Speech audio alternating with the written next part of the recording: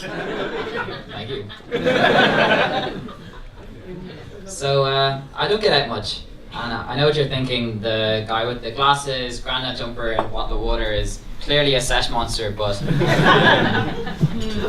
it's true, I really don't get out that much. In fact, I get out so little that when I went out 2 weeks ago, I went to 2 bars in one evening, which was pretty crazy.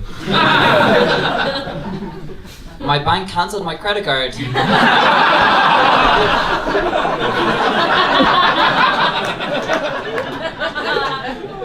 Because as the Ulster Bank rep told me, it was so far outside your normal spending history that we assumed it had to be fraud. Now I was on a date that evening, which was also very rare. I was on a date that evening and I needed my card back, so I gave Ulster Bank a call, and so I'm on the phone to Ulster Bank, and Robert is there to be my saver for the evening. Hello, this is Robert from Ulster Bank speaking. Mr. Butler, I believe you're having some problems with your credit card. We should be able to get that sorted for you. I just need you to answer some basic security questions. Cool, Robert, let's do it. Okay, Mr. Butler, can I get your name and date of birth? Slightly concerned by the security questions because he's already called me Mr. Butler, but I was like, sure. Ben Butler on the 4th of November. Okay, great. Now I just need to confirm some recent purchases with you, and at this stage, like, I'm a polite guy, but I've been on hold for like 20 minutes, and I told my date I was going to the bathroom.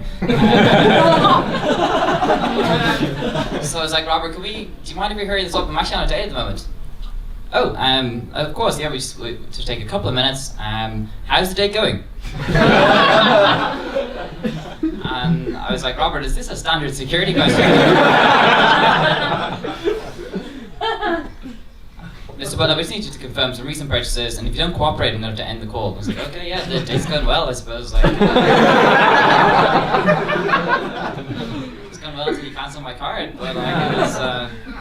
So, okay, Mr. Butler, we have a purchase here from the 13th of November from Domino's at 9:38 p.m. for a mighty meal deal for one. Yes, that was me. Okay, great. And we have a purchase the following morning at 11:14 a.m. also from Domino's. Another mighty meal deal for one. Yes, yeah, that was me. Okay, great. And we have another charge later that day, also from Domino's, for another mighty meal deal for one. Robert, if it's any Domino's purchases, like, you can just consider them safe to go. Netflix, any other stereotypically single, lonely purchases, they're all me. But during this call, even though it was super inconvenient, I was trying to stay polite because it's something my mom beat into me. Not literally, it'd be weird being like, no, like, say thank you, but some weird mother content this evening, so I figured I would just toss that in there.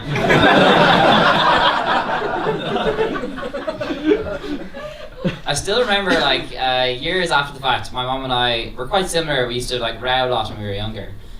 So she'd be, like, yelling at me, being like, Ben, you son of a bitch. She never got the irony in it, right?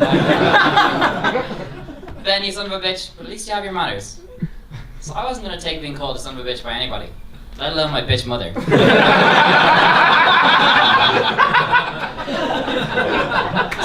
I furiously stood up, politely pushed in my chair, told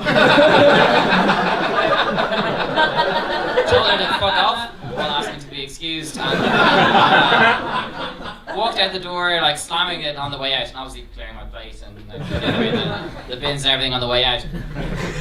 Honestly though, like, manners for my mother to this day are the ultimate thing. So I could go out, like, on a rampage, like, be gone for days, like, murder tens of people, my face be plastered all over, like, the 6-1 News, and being accused of all these crimes. And the biggest crime for my mom would not be letting her know that I'd be, like, late home for dinner. So I'd arrive home covered in blood and, like, clothes all ripped, and helicopters, like, swarming overhead. She'd be standing there, like, arms folded, just disapprovingly looking at me, being like, you could have WhatsApped me. My mom's on WhatsApp, she's very cool. You could have WhatsApped me. I see you've been out gallivanting for the last few days. I could have packed you something. Actually, you're getting blood all over the carpet. Jesus Christ, Ben.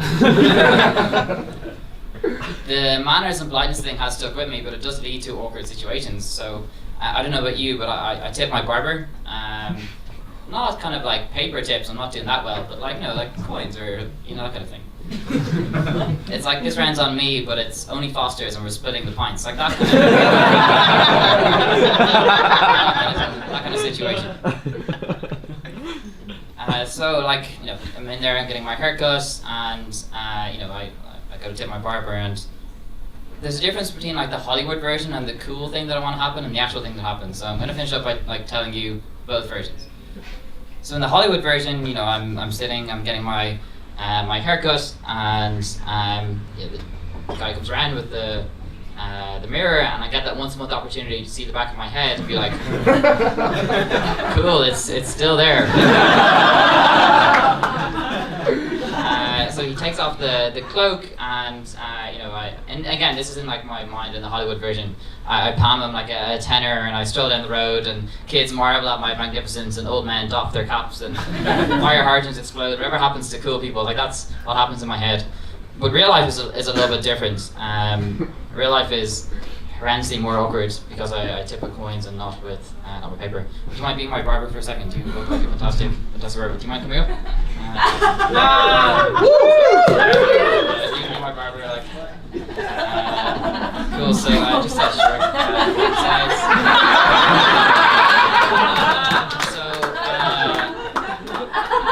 Pretty good. So we get up, and I go to tip my barber, but it's in my hand, so I'm trying to be cool. But we go, and I hand you the coins, but because they're coins, our hands turn sideways to make sure that the coins don't slip out. Our fingers interlace, and it gets very intimate, and we stare into each other's eyes, and we kiss, but only.